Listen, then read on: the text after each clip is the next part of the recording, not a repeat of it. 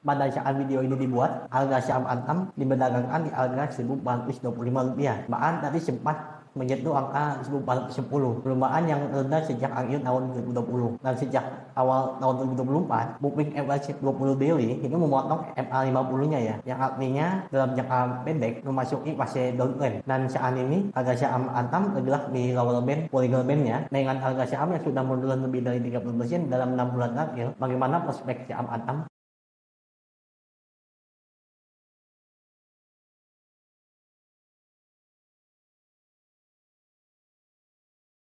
Halo semuanya, kembali bersama saya, David Wijaya, di channel Lifestyle Investasi.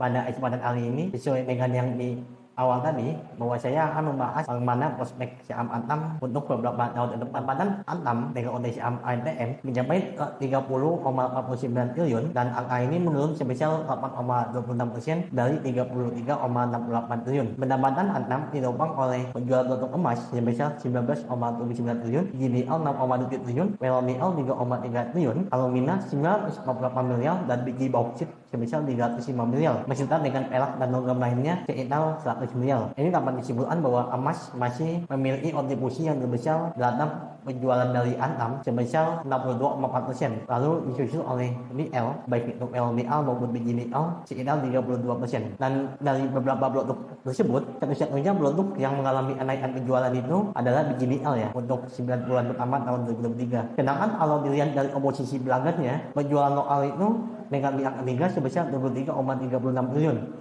pihak relasi sebesar 3 triliun, total 26,6 triliun ya, dibandingkan dengan total penjualan ekspornya itu sebesar 4,2 triliun rupiah. Meskipun pendapatannya mengalami penurunan ya, laba bersih dari Antam itu mengalami kenaikan 8,4%, menjadi 2,84 triliun rupiah dari yang sebelumnya 2,62 triliun rupiah. Ini tadi dalam melihat penjualan produk emas dan BL berkontribusi sekitar 94% terhadap total penjualan atau total pendapatan dari Antam untuk Indonesia 9 bulan pertama tahun 2023. Jadi untuk memproyeksikan bagaimana kinerja Antam ke depannya, saya akan membahas dua produk ini ya, emas dan BL. Saya kutip dari laporan kuartal 4 tahun 2023 yang dirilis pada Januari kemarin. Total volume produksi emas pada tahun 2023 setahun penuh sebesar 1.208 kg atau 38.838 troy ounce. Angka ini menurut manajemen sudah memenuhi target. Tapi angka ini sebenarnya menurun ya apabila dibandingkan dengan 2022, dan memang berdasarkan data dari tahun 2019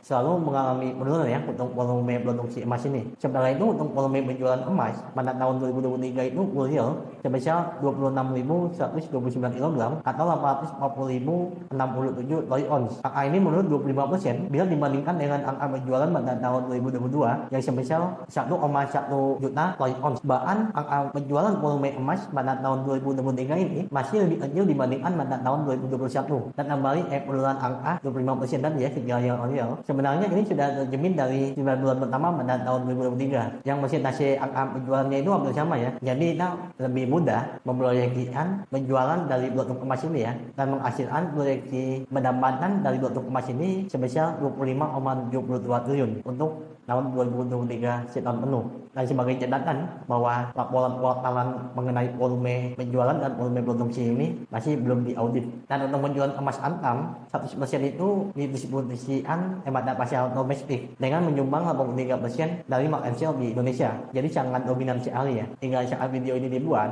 harga emas global mengalami penurunan sebesar 1,7% secara year to date. Dan menurut Memorandum yang dilakukan Reddick Economic dan ekspektasi dari analis bahwa harga emas global itu diperkirakan diperdagangkan pada angka 2063,29 US dollar per troy ounce pada akhir kuartal pertama ini, dan untuk 12 bulan ke depan akan diperdagangkan pada angka 2131,46 US dollar per troy ounce. Jadi diproyeksikan bahwa harga emas global itu dalam 12 bulan ke depan masih naik sekitar 5%. Jadi proyeksi tahun 2023 setahun penuh itu dari berjualan emas sebesar 25,72 triliun, pada tahun 2024 diproyeksikan menjadi 26,25 triliun. Dan ini saya sudah membahas yang produk emasnya, sekarang untuk produk nikelnya ya. Tahun 2023, volume produksi melonial Antam tercatat sebesar 21.473 ton nikel dalam melonial. Angka ini menurun sebesar 11,65% ya,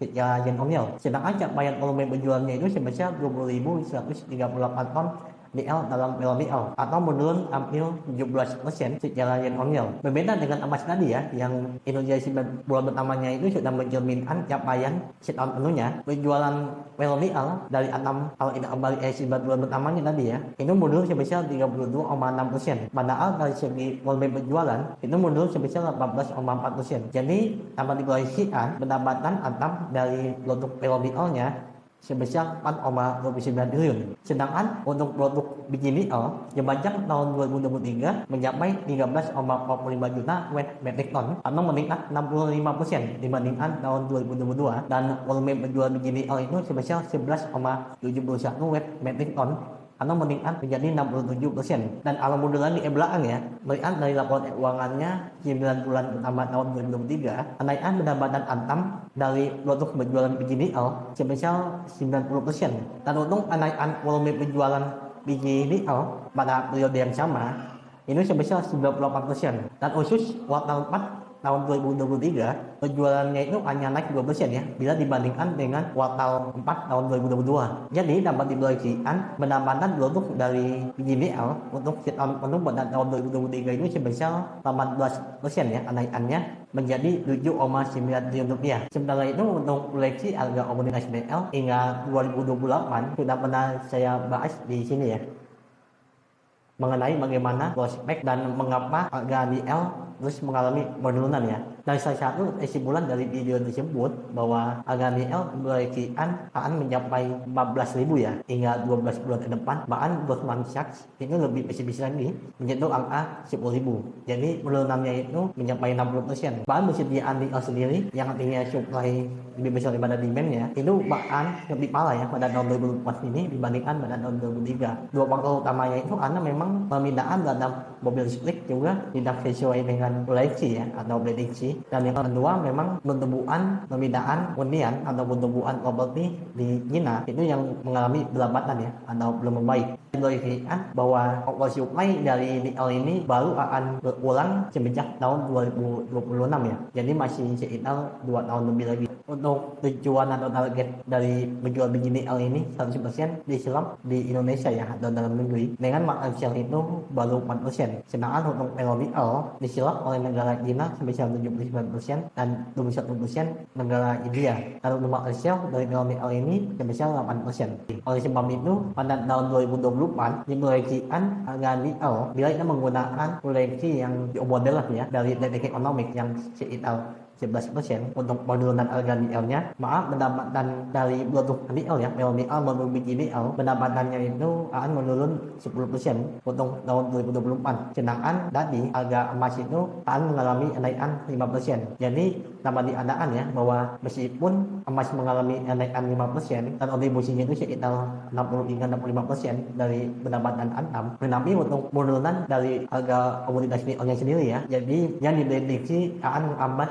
pertumbuhan pendapatan dari Antam pada tahun 2024 karena kontribusi dari melonial maupun biji nikel itu terhadap pendapatan Antam di sekitar 31% ya, sehingga diproyeksikan pendapatan Antam itu pada tahun 2023 sampai 40,2 triliun rupiah. Angka ini menurun bila dibandingkan dengan capaian pada tahun 2022. Jadi dapat disimpulkan bahwa pada tahun 2024 pendapatan Antam saya proyeksikan tidak akan mengalami kenaikan. Dari proyeksi pendapatan dari tahun 2023 ini berdasarkan proyeksi pendapatan tadi, bila saya menggunakan metode discounted cash flow atau DCF dengan nominal growth rate yaitu 0,5% dan untuk 2 tahun pertama Antam tidak mengalami growth ya, dan baru pada tahun 2026 karena nikel demand-nya sudah mulai lebih baik dibandingkan supply-nya karena kontribusi dari nikel tadi mungkin akan bertambah ya karena sejumlah akuisisi atau pembangunan smelter yang telah dilakukan diproyeksikan akan membuat laba dari Antam itu mengalami pertumbuhan 10%. sejalan dengan tahun berturut-turut